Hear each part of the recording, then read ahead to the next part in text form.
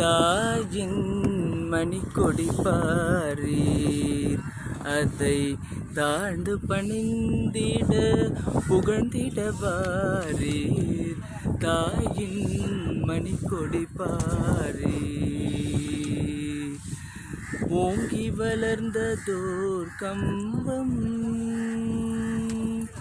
ஓங்கி வளர்ந்ததோர் கம்பம், அதன் உச்சியின் மீதே வந்தே மாதரம் என்று தாழ்ந்து வணங்கி புகழும் செய்ய, தாங்கி வணங்கிட புகழும் செய்ய, பட்டொளி வீசி பரப்பதை பாரி, தாயின் மணிக்கொடி பாரி.